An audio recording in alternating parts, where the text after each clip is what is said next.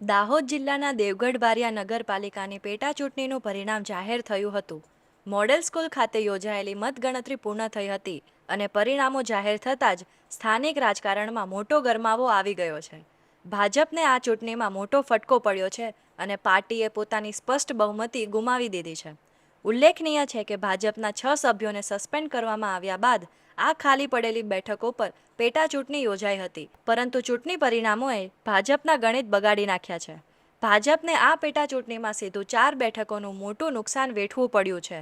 આ 4 બેઠકો પર કોંગ્રેસ અને આમ આદમી પાર્ટીએ જીત મેળવીને ભાજપ પાસેથી બેઠકો આંચકી લીધી છે. આ નુકસાન સાથે જ દેવગઢ બારિયા નગરપાલિકામાં ભાજપે પોતાની સ્પષ્ટ બહુમતી ગુમાવી દીધી છે. હવે નગરપાલિકામાં કુલ બેઠકો માટે બહુમતીનો આંકડો 13નો જરૂરી છે.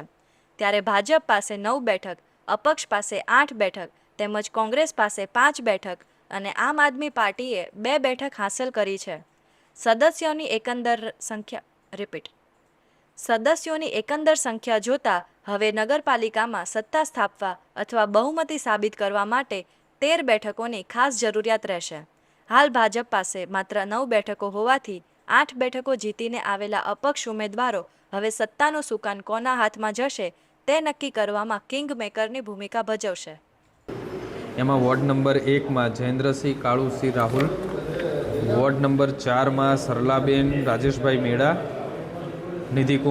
નિધિબેન અક્ષયકુમાર જૈન અને વોર્ડ નંબર 5માં લક્ષ્મીબેન હરિજન, સાહિલકુમાર મોહનિયા અને અક્ષયકુમાર સુથારને ચૂંટાયેલા જાહેર કરવામાં આવ્યા છે.